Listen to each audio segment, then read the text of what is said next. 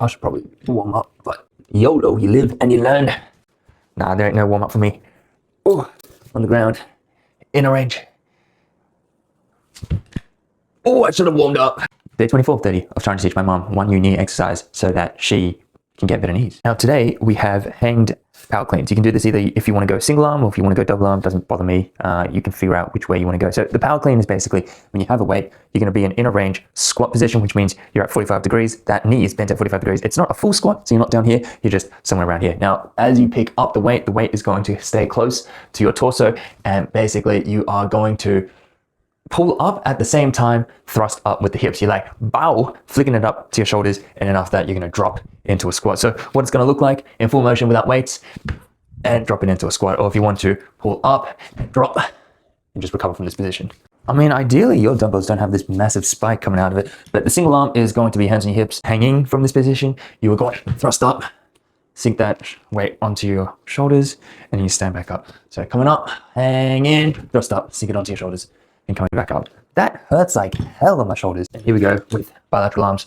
This position, you're pretty much in like a deadlift, drawing as close to the shin as you can. Drop it as hard as you can. And then come back. Works better. If you do have spikes, it works better as a snatch. So instead of coming up to your shoulders, you are basically coming up, hanging there, looking out your shoulders, and coming back up. But that is for a different video. I've made that video before. Just scroll down. Now, as I perform this exercise, why is this exercise important to do? I'm still gonna sit in my beam. It's gonna look cool. Yeah, that'll hold. Now, it don't feel good.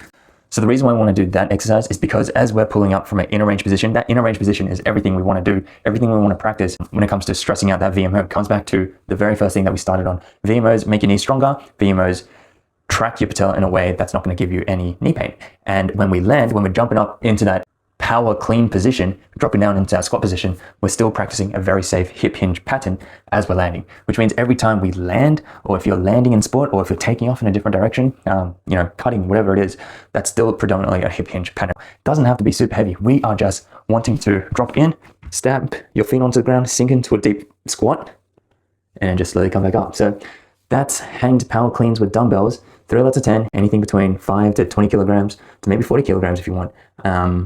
Just make do with what you have.